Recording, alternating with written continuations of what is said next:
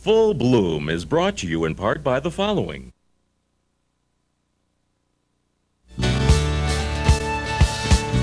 Welcome to Full Bloom, the award-winning show that celebrates life. Here's your host, Zita Christian.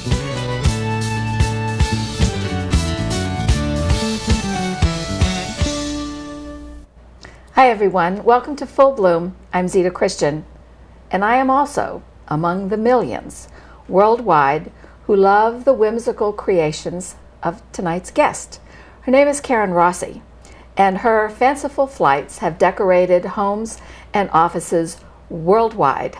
I can't wait for you to meet her. Karen, thanks for being on the show tonight. Thank you. How wonderful to be here with you. You know, it's so exciting to have the studio set with these lovely creations, because what I said at the beginning is true. I have several of your pieces at home, have had some of them for years, and just love the feeling. It's like a little bounce of joy, you know, when the wind moves and the little things start to jingle, and it's just good energy. Thank you. So I thought, there's so many things I do want to talk with you about, but I thought one of the first things to sort of set the stage for where you came from. You know, I have a plaque that's in my office at home, and it says, "Home is where your story begins." I believe that. I want to talk a little bit about how you got started. Would you say your childhood was normal? Who would admit to having a normal childhood? Yeah, these days. That wouldn't be fun, even. No, it isn't. I think that normal for me is having a very different life. I'm comfortable with not being normal. and yeah, that would feel good to you. Yeah. And I wonder, in terms of your parents. I mean, I think of you doing metal work, and I think of that as being pretty unusual for a girl. I think of what your parents might have thought about that, and then I think, well, if your parents were creative people themselves, well, and then how could they not be? So first tell me, in what way are your parents creative? Because I'm sure that they are. My parents are very creative. They're creative problem solvers. Mm-hmm. I like to talk a lot about creative problem solving. My parents are independent thinkers, and I think that is, when you ask me if I consider my childhood to be normal, I think that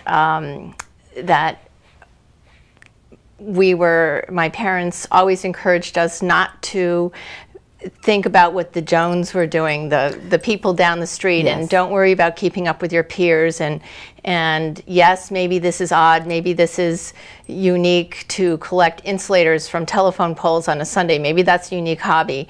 Maybe it's unique to have a picnic in the Christmas time in the woods, but that was what was normal for us. And oh, how cool! Sundays were always for going over to my father's family, mostly because my mother's family's from around the United States. But we had large family dinners, and so to be surrounded by lots of loving, sort of overbearing great aunts and uncles was normal. I love that. I like that image. So with parents who would look at things and say, go for it, how did they feel about your interest in working with metal? I mean, even today, it's, where women, young girls have a lot more opportunities to venture into fields they might not have before. I would still think young girls working in metal is not the norm, and so much more so when for you as a child. That's true. My mother, when I was growing up, my mother told stories about her famous neighborhood artist who used to make mobiles and perform the circus in his studio for her and his daughters. And that neighbor was Alexander Calder. And I didn't understand that growing up, that he was the Alexander Calder.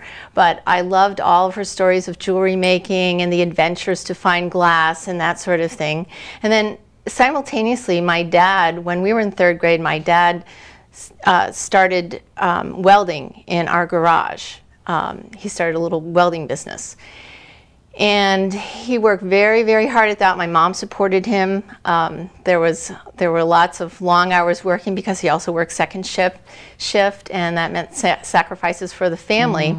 Mm-hmm. But eventually he went off on his own, Eventually built a building with my mom by his side doing the bookkeeping.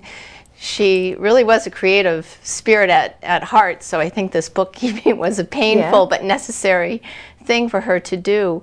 They always found creative solutions to everything. But they encouraged me to go to college, not to study art, because they were, having struggled in a business, they were concerned